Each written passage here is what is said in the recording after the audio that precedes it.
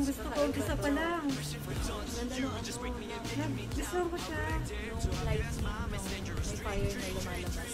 Ang lakas na nung hatak sa amin. Kada video, kada music video. Iba-iba. Meron silang parang Ibang flavor. Oo. Hello guys! Hi guys. Hi, I'm Tina. And I'm Kat. And welcome back again to our YouTube channel.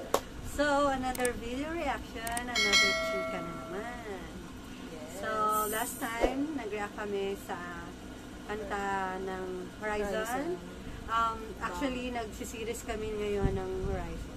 Stick to one kami sa ngayon. Dash. Papanoorin namin ngayon yung kanta nilang Death or Paradise. According to doon sa comment, ito daw ay mga Yungs. Alam mo yung Yungs?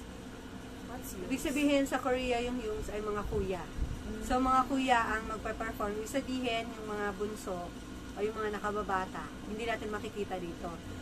So excited kami kasi bakit mga kuya lang yung magpa-perform. So guys, without further ado, we will now watch The Death or Paradise by Horizon. So come on, let's watch it. Alright.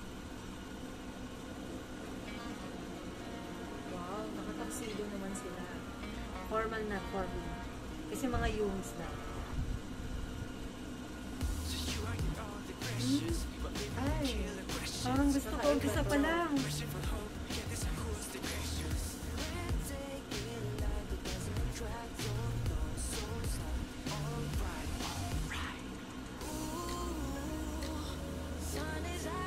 English din, no?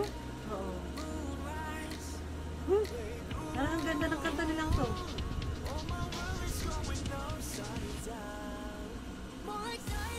Ay, parang 5 lang sila, oh. 5 sila. So, tingnan natin yan mamaya. Kung sino yung wala dyan.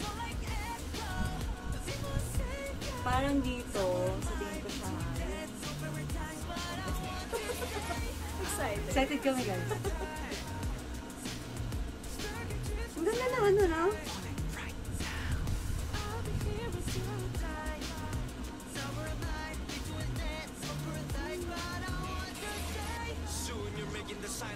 Ganda nung ano. Gusto ko siya. Yung light, may fire na lumalabas. Para siyang performance video, guys, na medyo official video. Pero gusto ko yung nakataksido sila.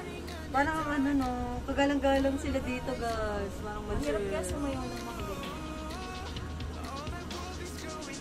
Meron, unique, alam, ma-distinguish ko yung boses ni Kyler. Siya talaga yung parang naiiba, medyo iba.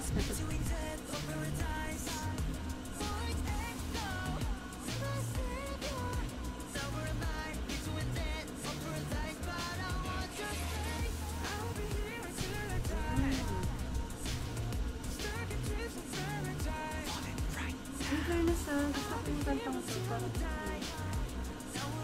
manly din sila. Manly sila din sa 16.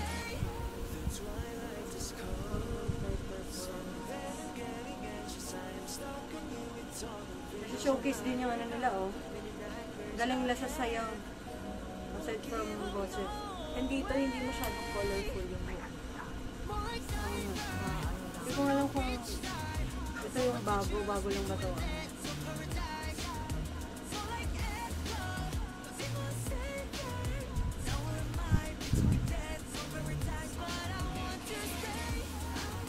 Ewan ko, for some reason, gusto ko yung ano na to.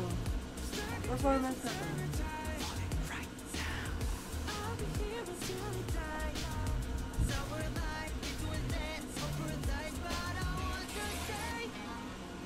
Ganda ng mga ganun, yung paano ng gitara. Wow!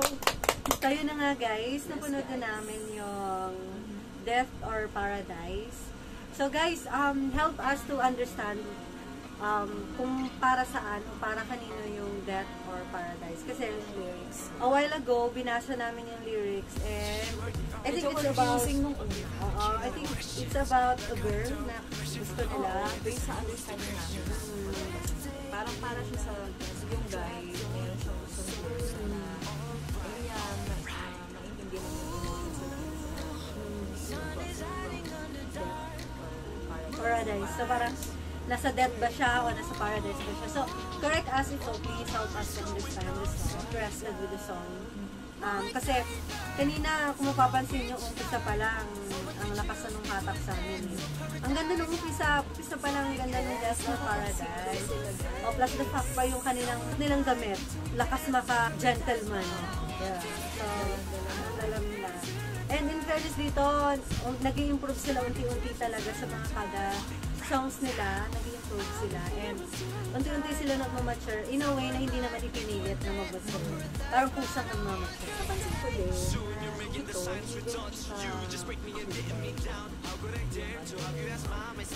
tapos yung background nila, hindi ganun parang hindi siya masyadong appealing.